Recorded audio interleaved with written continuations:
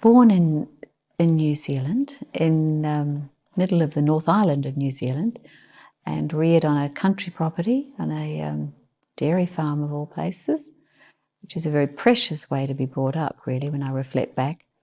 And then moved to the city to go to university.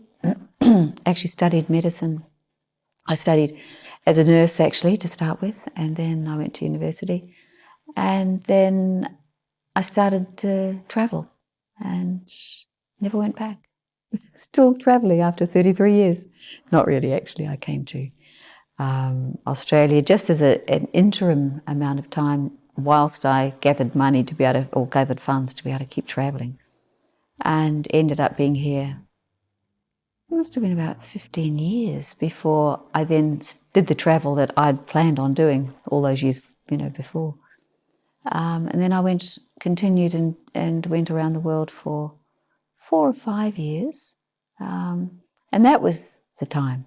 That was the time that I was really able to open up to the spiritual, really, and getting in touch with myself and getting in touch with the larger life of the spirit. And so I really value that chance of being able to be free of encumbrances and to be able to move around, because I felt for me, and I know for many others too, to be able to be on the road, so to speak, and by yourself. Although you're never by yourself when you travel, you always seem to meet so many people, but still you're not so much, bonded with someone else. That was where a lot of the magic took place, and that's where I can say it all really began, my search and my journey, and glorious. I really kind of bow to that time in my life, because I wouldn't be here without having taken the courage to do that. And it took courage, because I had to finish a relationship and sell the house, and it was the dog that died, it got run over actually, that led to probably all of that firstly. And when I started to, when all of those things, had gone, I mean, in some ways it's a bit sad that you have to let go of physical things to that extent, because it's more of a mind thing to be able to let go of the physical, but this was very much letting go of physically. And then when I started to have none of those ties, then my mind was able to expand and go into the unlimited of what life's about and look for the meaning of life. So that's where it really began.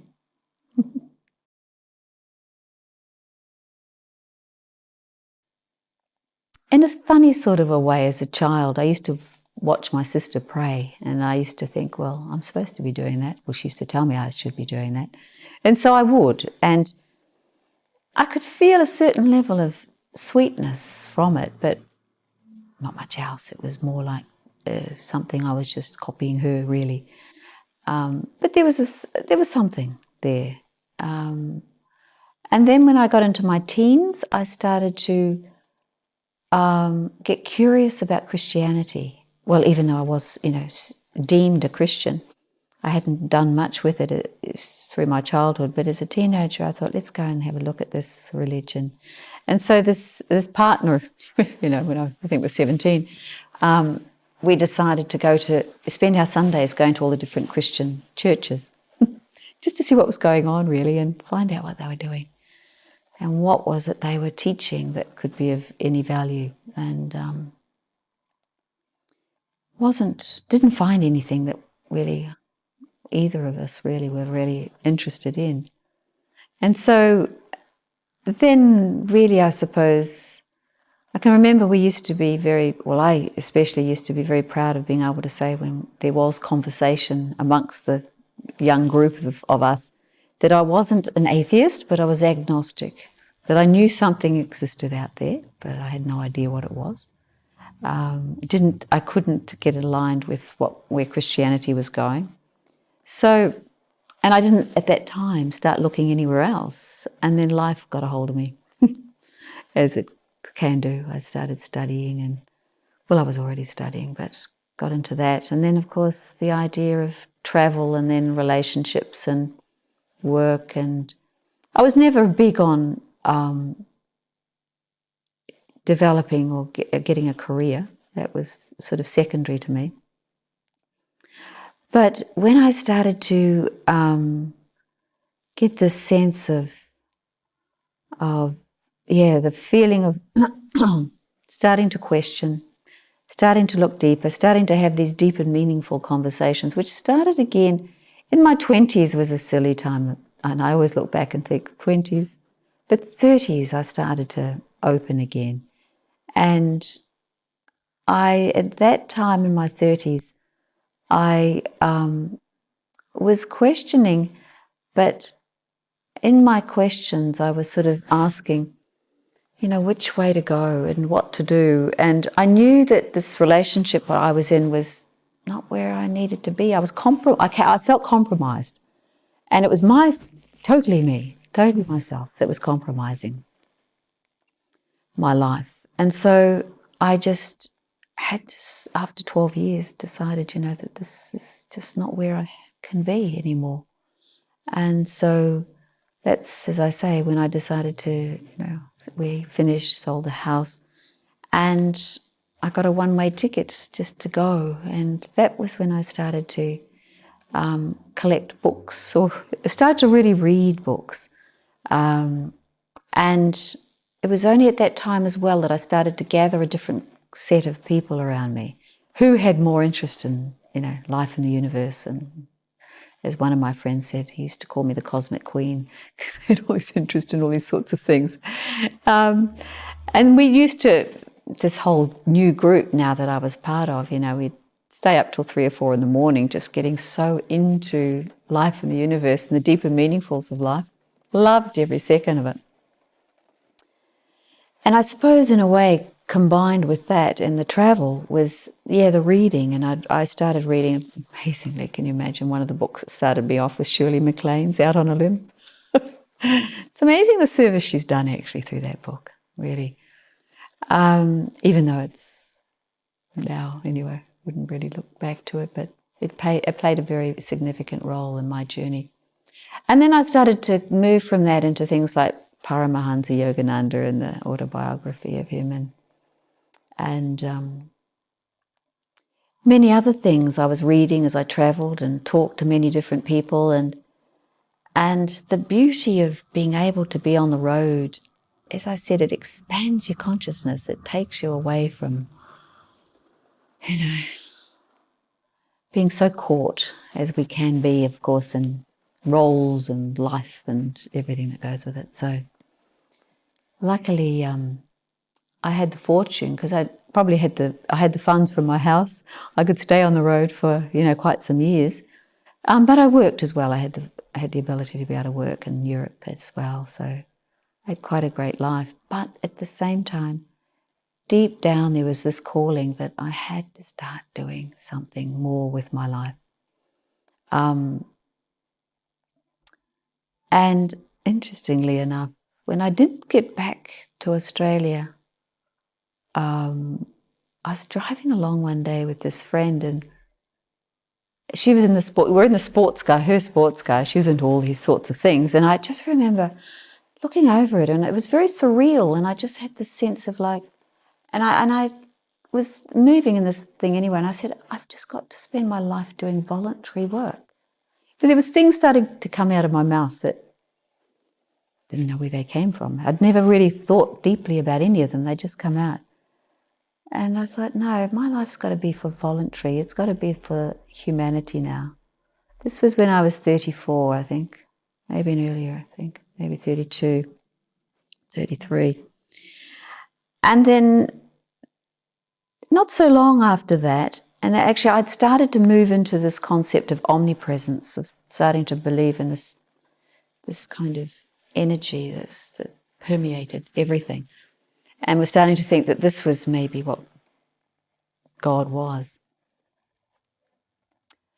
And then what happened after that was I woke up one morning, that's right, and the strangest thing came out of my mind, and it was like, what can I do for you today, God? What can I do for you? And in that weird statement, it totally dispelled the idea of omnipresence. It was like there is the existence, an entity, presence of this being that exists. And I thought, I've got to get to know this being. It exists. How can I spend my time being so caught up in all these other things when there's this being that's there? I've got to get to find it and know it, you know. So that's how it all started, really. The memory, as you're saying, it's sort of moving through that. Oh, so what happened then? Well, I was reaching another phase of my life. I'd done all that travel, I came back, but I was still not quite settled. It was like, okay, now what? It's like, I had this feeling, I was really getting into thoughts of grandeur, I think. It was like, liked photography. I think I'd like to be a photographer for National Geographic, really. Want to get my helicopter license, which I started to look into. And then I thought, I want to live 6 months in Europe, 6 months, follow the seasons. I had all these great plans, And I was doing a meditation that I'd sort of learnt by book. It was a book form of meditation, which was quite nice. And I was very happy in my life compared to what I was like before I finished that relationship and that connection, where I just felt so compromised. Life just meant nothing to me anymore. I wasn't depressed, anything like that. It was just like, it was dry. It was dead. I was dead. And then when all of a sudden I just had this, I was doing this little bit of meditation every morning that I'd learnt from the book, and just feeling good about myself, good about life, but not settled particularly anywhere. And kind of knew that I had to still finish some more travelling. I wanted to go to South America, the friend I was going to go with, and I didn't want to go by myself. She couldn't go. So this other friend, she said, look, she'd been before to India. And she said, I want to go back to India. And I said, India? Not that. India, I just didn't have a real feeling for the place. It didn't really attract me. So anyway, I thought, oh, well, she's a good friend and she'd be great to travel with, so why not? And prior to us leaving, it's around this time at the time of leaving, all these funny things of synchronicity started, where I bought this New Age magazine and I opened it up, and there's this picture of these amazing marble carvings in a temple. And because I loved marble carving, from travelling Europe and places I'd been to, I just had a lot of admiration for those great sculptors using marble. And it was exquisite. And I said to my friend, we have got, and when I glanced, I realised it's India. And I said, well, we're going to wherever this is, and looked at the place and made a note of it in Rajasthan. And then the next week, this was a weekly New Age magazine. And the next week I opened it up and they had this woman's face on the front, or actually inside, not on the front cover. And I looked at her face and it was the most beautiful face. And it was almost like I see my grandmother or someone a kindred connection there. I felt so connected, and I didn't read anything. I just turned the next page and there's this picture of this person sitting on a rock looking way out into the forever, into the sunset. And I just had the feeling, I've been there. I've got to go there again. It was such a feeling of knowing and, having been. And so then I started to read all about this woman and this place of this beautiful sunset, and it was the same place as this marble temple, amazingly. Not that they had any connection, but it was the same location. And her life really struck me. And it also wrote about some aspects of her character and personality, and I just thought, this is a very beautiful soul. I really, wherever the soul is, it'd be so nice to go and experience, if I get the chance to meet her, wonderful. If I don't, but still to be in that environment of where she is and what it is she believes in too. I loved the fact that she talked about, that we are all family, the whole of us on this planet, and that we're all connected at the level of spirit and soul, and that we all have this connection, a common connection with the Supreme Soul, this being, this parent soul. And I thought, I don't know, I didn't think too much, I don't think. It was a feeling more than anything. It was a feeling of connection, closeness, coming home, and this beautiful piece that they wrote about her, of how, and having met her and knowing her for some years later, I realised that was, this wasn't prefabricated. It was definitely her personality, that she was at this point, which she wouldn't have been the head of the organisation. She would have been, I don't know, maybe, anyway, one of the very seniors. And they were travelling in one of these Indian trains somewhere with quite a few of the more junior ones. And of course, second class, third class travel. And even, of course, there wasn't enough places for them to sleep. And so there was lots of these big sacks of hemp sacks with things filling it. And so, anyway, she sort of woke up in the night and realised others must have got on during the night and realised a couple of the young ones were sleeping on these old sacks, in sort of really contortionist positions.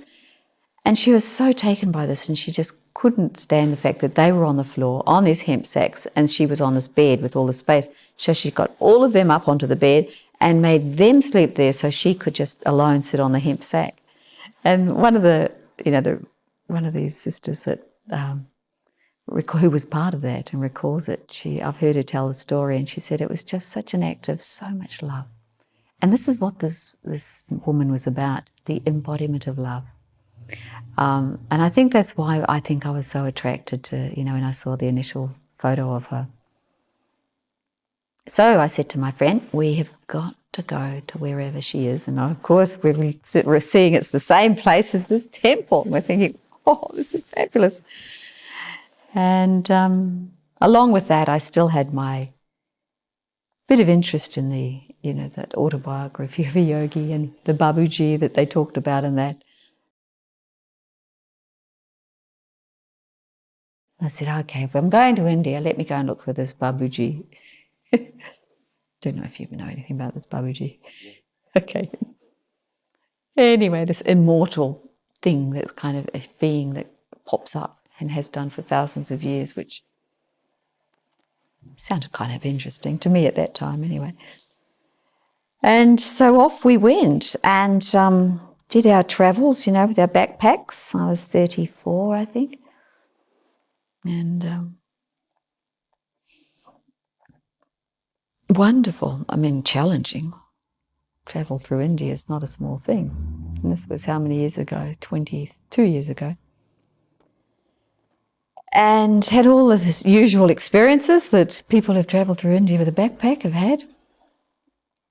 Then after 6 weeks,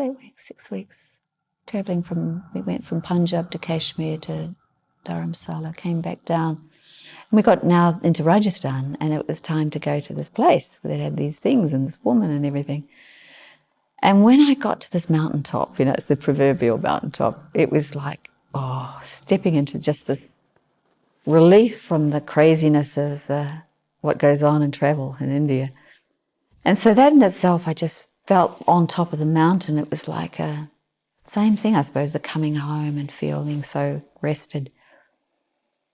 And then I said to my friend, right, let's venture out. We've got to go and find this place where this woman is.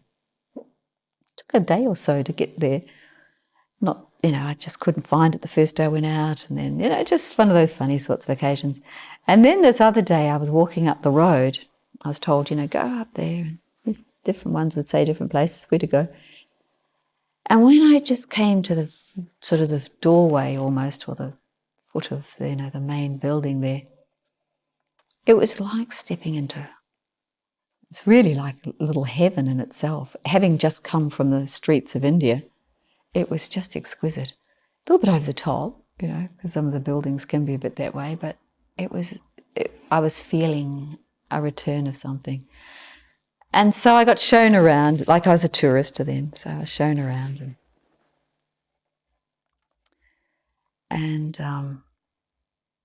then they said, oh, do you want to learn a bit about this knowledge? And I'd actually stepped into their centre before I had left, actually, and which turned out they had them in Australia. I was so amazed to find. And so they brought one of their teachers just to spend time with me and explain what it is they believed in. And that brought up in me all sorts of questions, you know, like, okay, believe in this and that. And it's a bit contrary to what I was believing in, of course. But by then I was a bit primed because having been to one of the centres before I left, I bought a cassette and I bought a book. And so in the hard times of travelling, to get out of the sounds and the craziness of some of our travel, I just put this cassette on and go off and get lost in this meditation and or read this book. So I was a little bit primed. But even so, I was still hearing things that were new to my ears, and I thought, I don't know about that. That sounds good. Anyway, it was like the real awakening was beginning. But being in that environment, it's a real ashram of immense peace, immense love.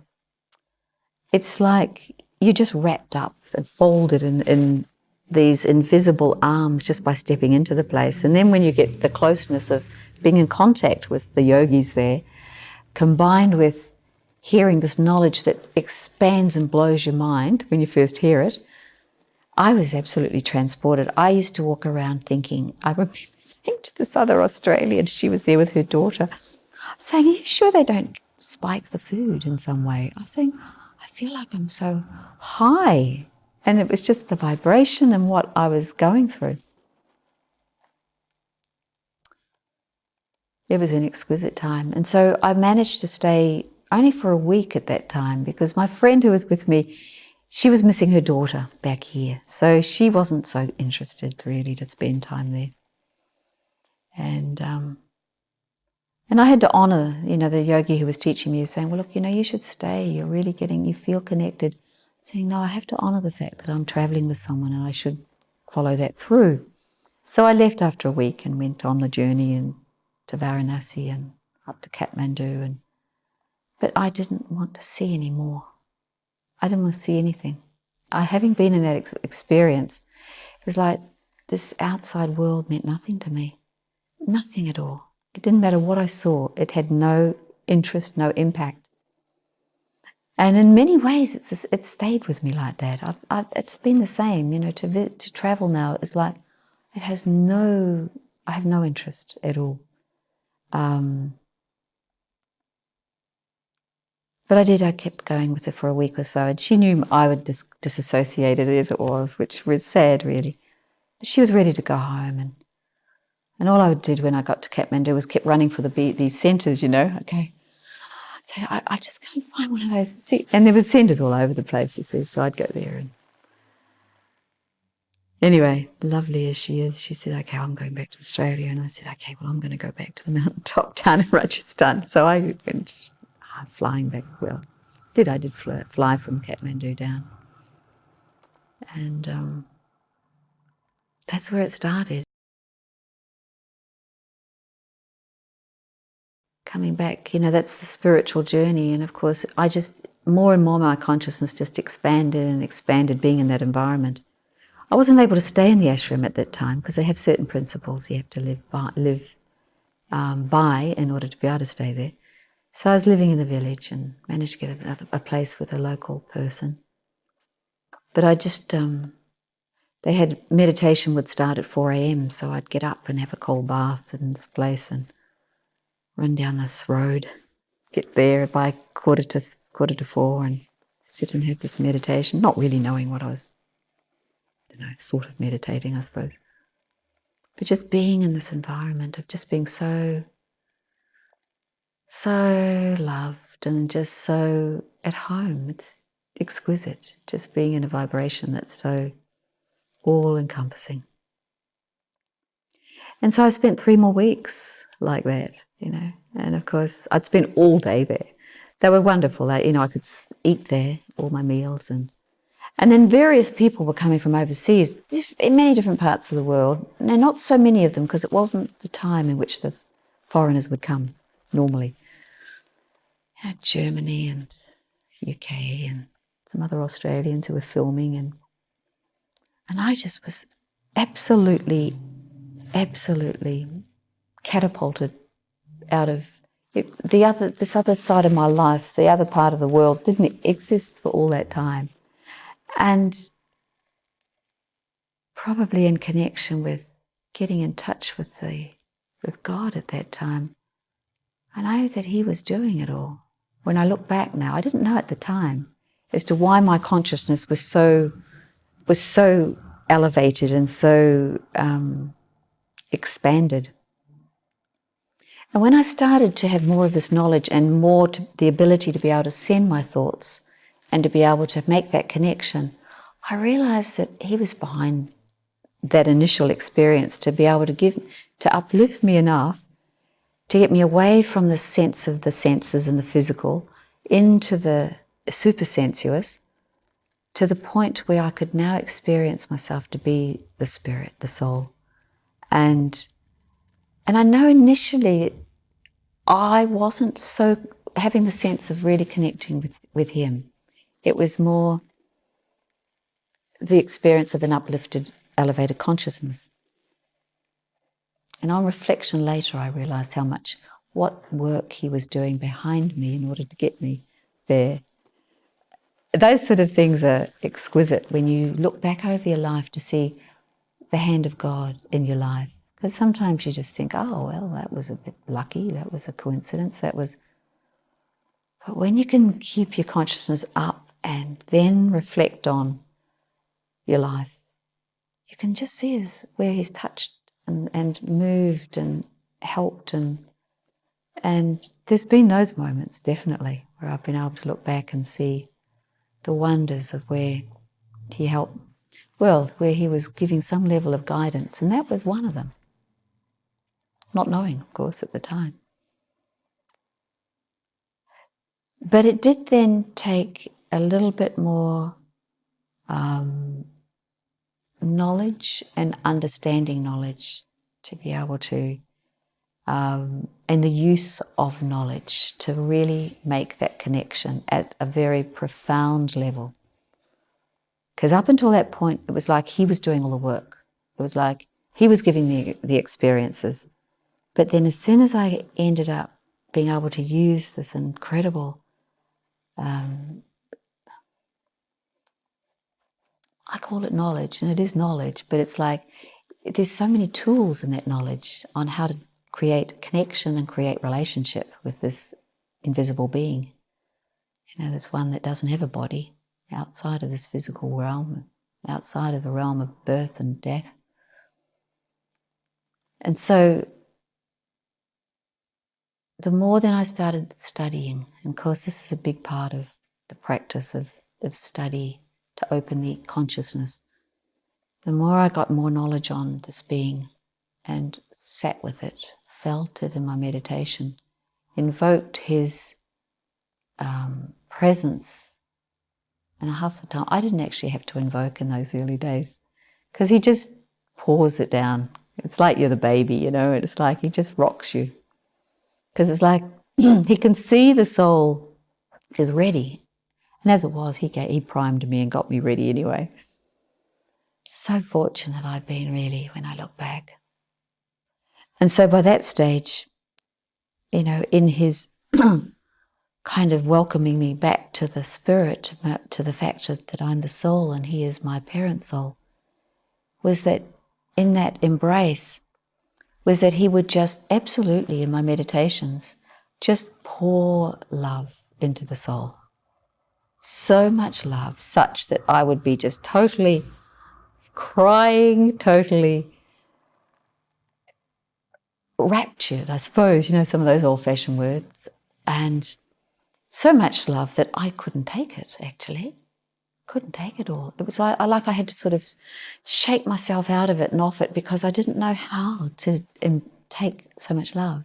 Not having, in my life wasn't particularly bad. I hadn't had, abuse or anything like that. But still, obviously, when it comes to the comparison of human love and God's love, you can't compare. And so when he started to pour it into the soul,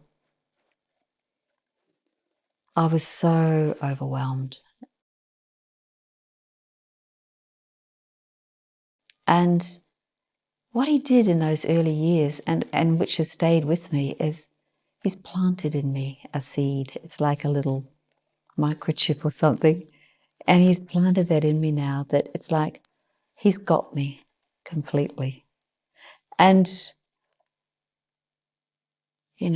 there was this question about any doubt. And I sat with that question, and I thought, never any doubt about this being. So profound is the beauty of my experience with him. Never. But the only doubt I sometimes have, it's doubt of myself, doubt in my capacity to be able to live up to what he wants me to be, to become that very pure being that he knows I am. But I've got to get to that again. The cleaning of the soul to be able to get back to my original pure self. And so that's the only time I doubt is when that old negative self can sometimes, come back and overtake and to be so overcome by that at times. And I just, and I get all this incredible knowledge from, this beautiful Supreme Being, this parent of ours. So much knowledge, so many techniques on do this in this situation, do that. And it blows your mind just hearing that knowledge, but it can't stay at an intellectual level. It's got to go deep into your dharana, into your behaviour, into your character. And that means constant vigilance, constant constancy to be able to have attention on yourself. And sometimes we get a bit slack. And it's when I get slack and the old self keeps coming back, the old negative aspects keep coming back, that's the doubt. Like, can I do this? I've touched that pure self in my meditations. He's given me that beauty of those experiences, of that beautiful self.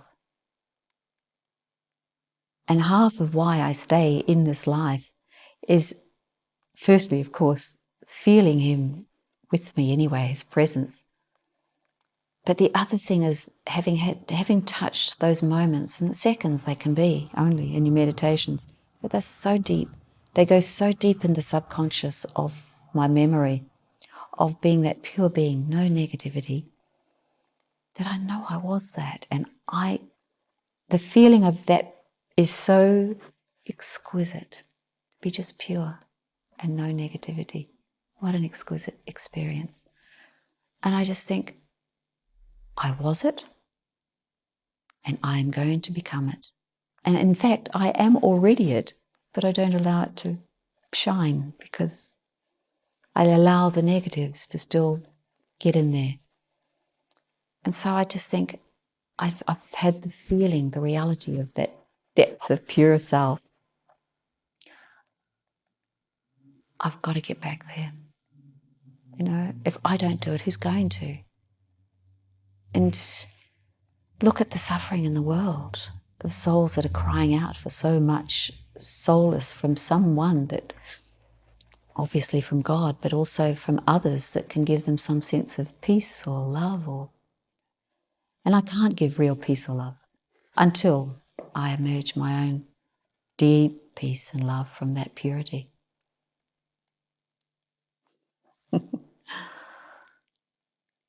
So yes, it was such a wonderful question to be asked that, actually. Very beautiful. And I thought, never, ever, ever can I doubt him. Never. He's so available, so present, and saying to me, just use me. I'm here, I'm available. Just turn your mind to me. There's this beautiful Sanskrit word called man manabhav. Keep your mind with me. Keep your thoughts with me. Just keep directing your thoughts to me. And it comes through in this wonderful practice that they have here of firstly, consider yourself to be a soul, not a body. I'm an eternal soul. And this is just a transitory, temporary vessel, Wonderful, that we get the experience to work through this matter. But I am the soul, the spark of spiritual light. And as soon as I start to think of myself as this being of brilliant light, beautiful spark of pure light, this being, what happens is that I attract him because he's on that vibration, he's on that frequency. He's on the soul, spirit frequency. And so as soon as I can do that, there he is. And he just loves it that's when he's there. Just by my switching one thought away from body and senses into I'm a soul, eternal being, infinitesimal light. I always was and I always will be. Never created, never destroyed. But run down now. Soul's lost its power, but it's the ability to get it back by just keeping my mind with him. That's where it comes from. And so, yeah, the soul consciousness. And I suppose that's where the doubt comes sometimes, is that if I'm not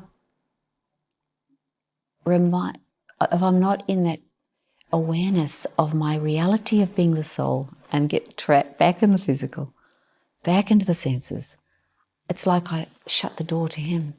And it's not because it's not that he shuts it, not at all, because he will penetrate that as well at times. But now he knows I have the knowledge and the key on how to connect with him. It's like he stands back behind the door waiting for me to... And he says, all you have to do, child, is just switch your thought over to being soul, not body. Soul, spirit, not body. And there I will be. This is all he asks, and that's all we have to do. And there he is, just there, available and ready to do. He calls himself the servant, slave. He even calls himself a slave. He'll do whatever it is we need. That's especially at a very deep spiritual level. And so this is where it all is for me now, is practicing my life, maintaining a practice that will enable me to keep the ability to stay soul aware, which will then keep that door open to him. And that's why in this particular lifestyle is quite a practice in order for that. 4 a.m. we start every day with our first meditation of the day, and that's the most profound time actually, the early morning. Because that's when he says that he's most available. Most are sleeping, and so the vibration is such that he can reach us that much easier. Not to say we're always completely sharp and awake, we're not. It's always another challenge too. But in those times where we are. And then we have the spiritual knowledge that he teaches us actually directly. We have that a couple of hours later. So this is the practice he's got us doing to keep us primed, to keep us keep reminding us, because he knows the process now to get back to our pure self is not easy. We've been so body conscious for so many births now, so long. And so he says, early morning meditation, remember me. Come and, listen to all these, listen to this knowledge that I teach you. So he's there as our parent, he's there as our teacher. And in that knowledge, he teaches all the ways to be able to, how to connect with him, to understand life in the universe, basically, the past, the present, the future. how to connect with him, how to get our virtues back. When he sees us using our virtues, that's also when he'll be there, because it's a frequency of which he's just virtue and beauty. So when he feels that virtue and beauty coming from you, which can only really come when we're soul conscious at a real, true level, that's when he'll be there too. So on one hand, it's seemingly difficult, because it's like stepping, not taking the support of the physical so much.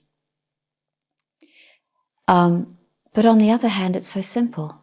It's just that switch into your soul consciousness, and the door is wide open, and he's able to be there, totally at our disposal. And he is. He is. I've had so many of these experiences where he's just come on board when I've, kind of switched back onto his vibration, and he's there. It's wonderful. Tell me about the first time that happened.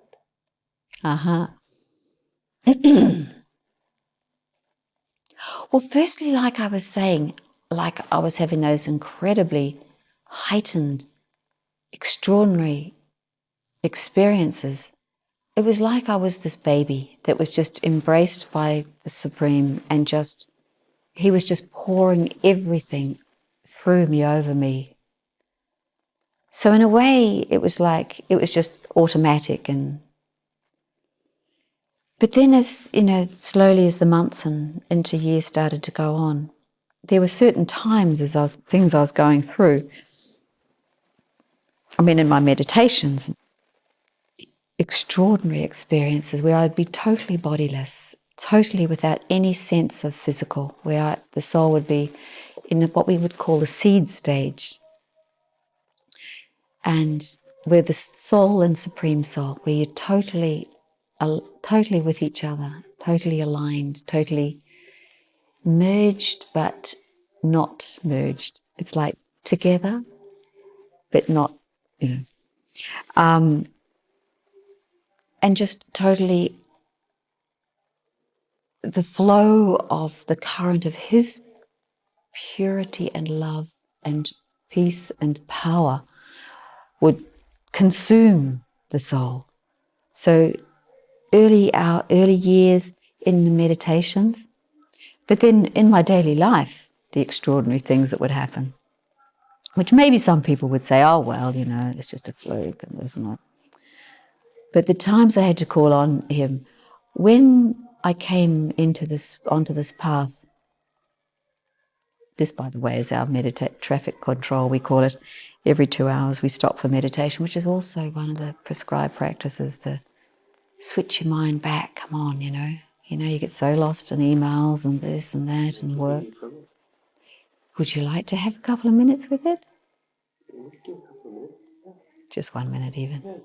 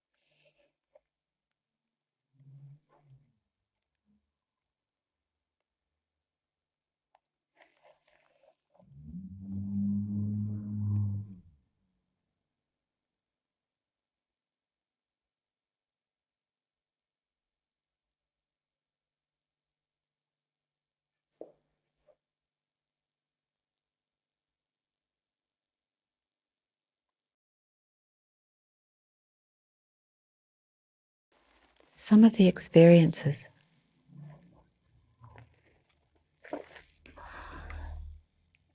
Yes, those transported bodiless experiences of meditation is one thing, which continues.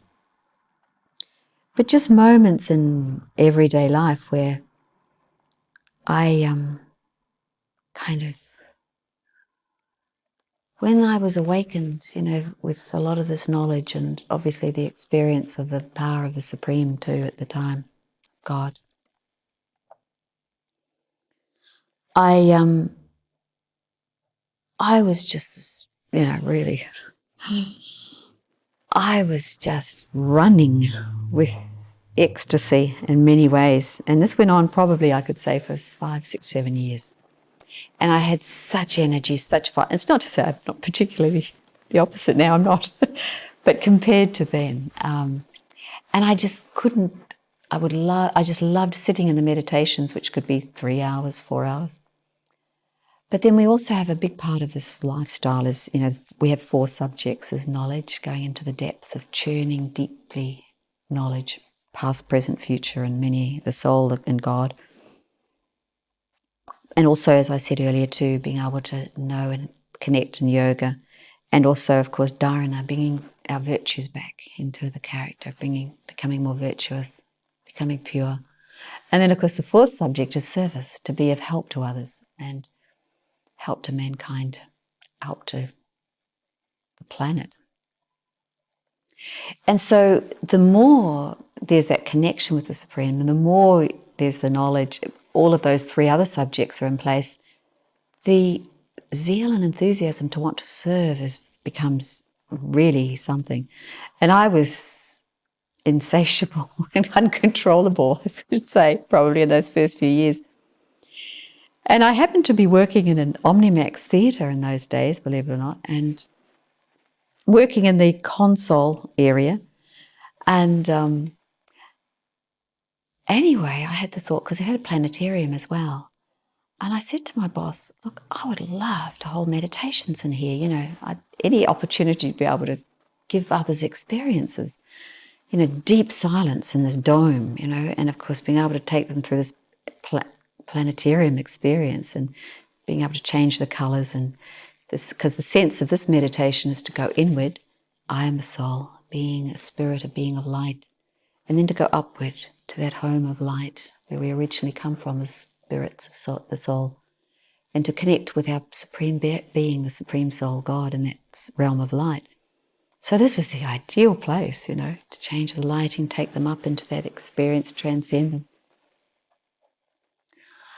And so I had so much enthusiasm to do things, but I was never really fully organised.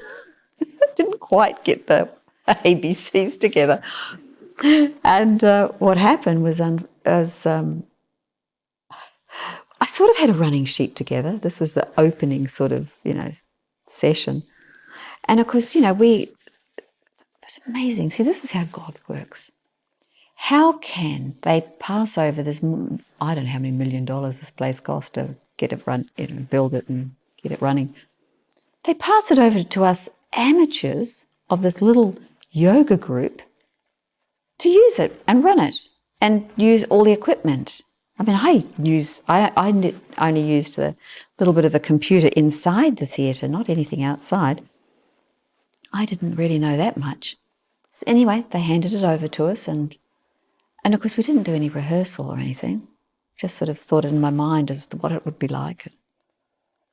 Anyway, on the morning of the first one, I don't know if you could say reality kicked in or what, but I'm standing at the photo, and what made it harder was that one of the other sisters, she said, oh, because I'd made a sort of a running sheet, now I think that should be here, and maybe you should move that there, and she changed the whole running sheet. And I was kind of thinking, okay, oh. And all of a sudden, as I was standing at the photocopier to re-photocopy this running sheet, I totally, and I've never had anxiety attacks in my life. I think it was an anxiety attack, I don't know.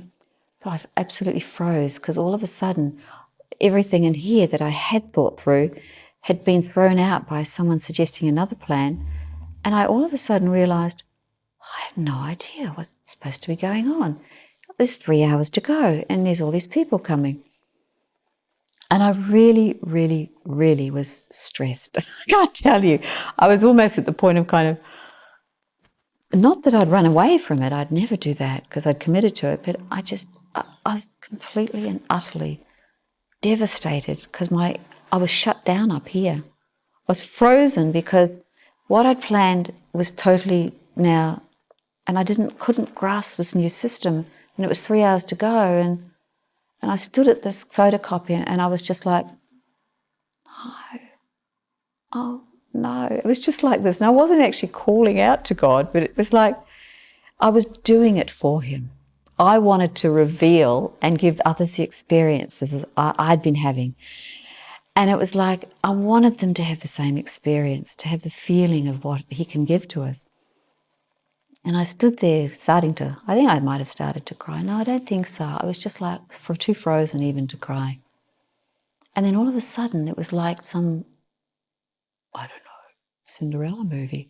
You know, it was like this current of energy just went sprinkling into my intellect, and all of a sudden it went bing, and it was sharp, it was focused, it was attuned, it was like, do this, do this, do this, do this. And I wasn't even I wasn't thinking to do this, do this, do this. It was like, do this now, do this, do it. And it was like, okay, do it. Okay, right, I'll do that. I'll do this, I'll do this. I was actually being, given these directions on what to do. And all of a sudden, life came back into me, and I was, it was like, yes, it was all starting to make sense. Everything was working, and I could sort of get everyone on board, and I had nothing to do with that. I couldn't have thought those thoughts through in the state I was in. He was there. He was there. And so it happened. And it went very, very well. One thing went wrong, but it went very, very well considering we hadn't rehearsed. Many times he stepped in like that in my work situations, done the most incredible things. He can see that my heart is for him and my life is for him. My work, everything I do is for him. Like, voluntarily we look after these centres. And of course, to help finance them, because we don't get funds from anyone, except, there's a donation box if people want to donate, but we give all our courses, classes free, and everything else is free. It's part of the ethic of the organisation. And so to help finance them, we who live in them and volunteer, we work, and so whatever we want to help out with, we do. And there's no, you're not asked to give any certain amount, not at all. Whatever you want to give, you can. So, of course, I'm at work, and then sometimes my intellect's more on my voluntary work, of all the things that I want to, let's do this program and do this and do that and go to this place and, go out to schools, go to jails, go to here, go to there. And not as committed as I should be to my actual worldly work. And he's filled in. Miracles he's done. Filled in gaps. Once there was this thesis that my boss was showing me that he'd... And look, I picked it up. He said, "I have a look at this." And he thought he'd had 8 people look at it. And I was just sitting there, I really didn't have that much interest in it, to tell you the truth. And I was just flicking through the pages, And then all of a sudden there was this table. Maths and statistics, figures have no interest to me. But there's this table in front of me. And I just glanced at it and I said, that there doesn't look right. I didn't even know what it meant. I didn't even know anything about it. He picked the book up and looked at it and he went, oh my God, no one's picked that up. Now, if he had said to me, how did you work that out? And how did you get from that to that? I couldn't have told him. I had no idea. But this is what he does in my life to help, because he was kind of covering a little bit for me. And this boss of mine thought I was the bee's knees. He thought I was the greatest. But really, I wasn't at all. My intellect was more on what I'm doing here and a little bit on over there, what I should be doing there. But he was always covering for me. And I could honestly recount probably 10 of the sort of things that have happened in my work situations of how he works for me. But what kind of work is it that you do? I work in medical research work at the moment in child disability at the Children's Hospital. And with research work, involves a certain level. Not that I work at a statistics level. I don't go into that level of... So you live here in community? Yes, and have done for 20 years. Not living in this particular place, but I've been now in 1, 2, 3, 4, 5 of our centres around Australia, living in them and coordinating 1, 2, 3 of them. And so, yes, there's quite a lot of work that goes into these. I mean, it's what you make of it, really. I mean, just day to day keeping it running is, it's quite a level of work. But then if you're wanting to also go that next step and think, okay, let's get the town hall and like the Omnimax, they say, and give people an experience and get out and do outreach service and, be very proactive, then of course, very much you can be overactive actually. Have to be careful of not going back into that old habit of being action conscious. Very easy. My greatest wish is that others get to experience the depth of the wonder of my life, and of course not at the same level. And this is what I love about this path, is that it's open to anyone and everyone to come and get in touch with some level of spirituality. And many, what they find is that gets them back onto their path. They become very strong Christians, very strong Buddhists. They go back, and I love this aspect of it. We're not here to convert people. It's not what it's about. It's for them to get a sense of their own spirit and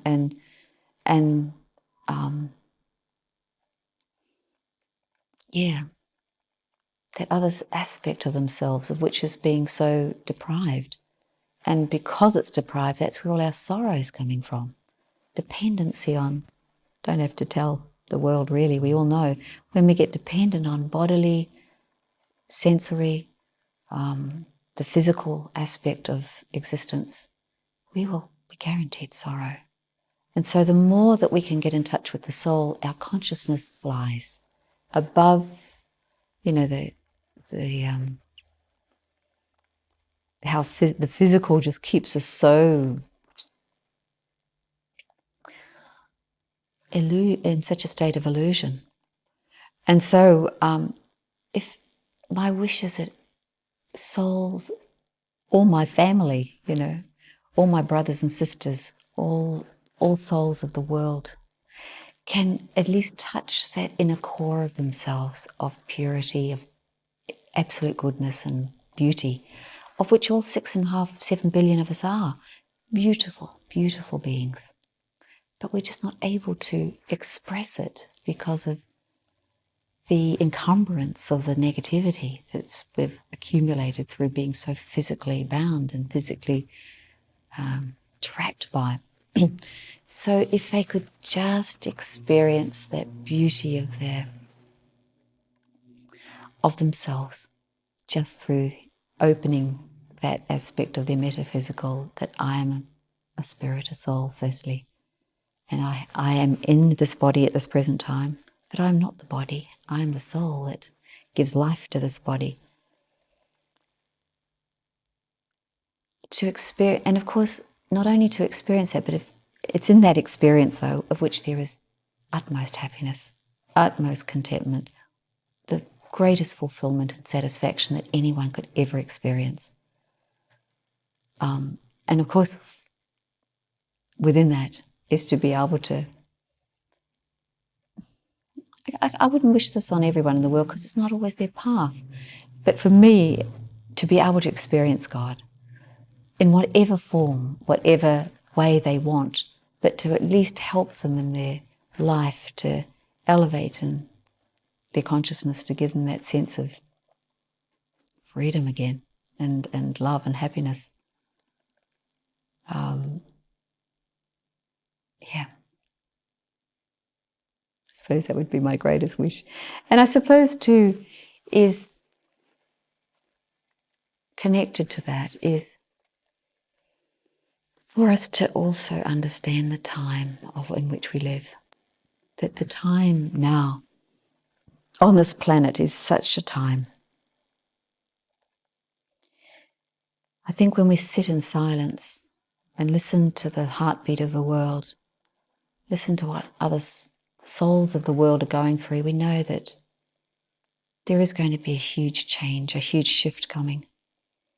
And am I ready for it?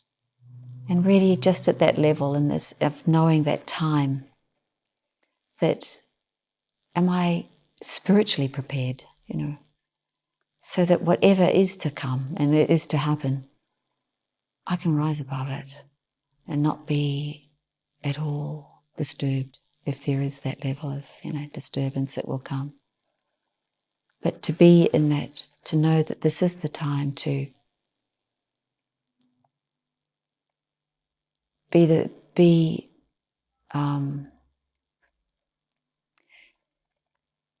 to become once more that pure being of the soul. And it's in that consciousness, and especially if I can connect that, the spirit, in with that Supreme Spirit or God, those two connected, soul, Supreme Soul, I'm indomitable, I'm impenetrable. It doesn't matter what is going on around me. No matter what upheaval is going on, I won't be affected.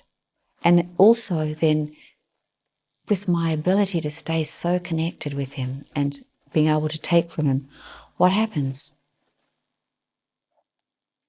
It's extraordinary that I can then be one who can serve. And this is where the memory of angels comes from.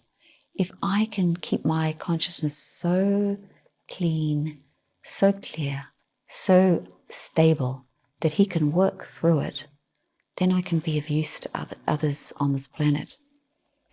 Because if people are getting disturbed by all manner of things now, even the smallest things people get disturbed by, if they have got some others around them that have got some level of, they can become like a rock to them, to be able to be of support. If I can support through just being a conduit or an instrument for the power and love and peace of the Supreme to be able to work through me, for the God to work through me, how extraordinary that is. And the only way to do that, is to keep my consciousness primed and, do that daily routine to keep it clean.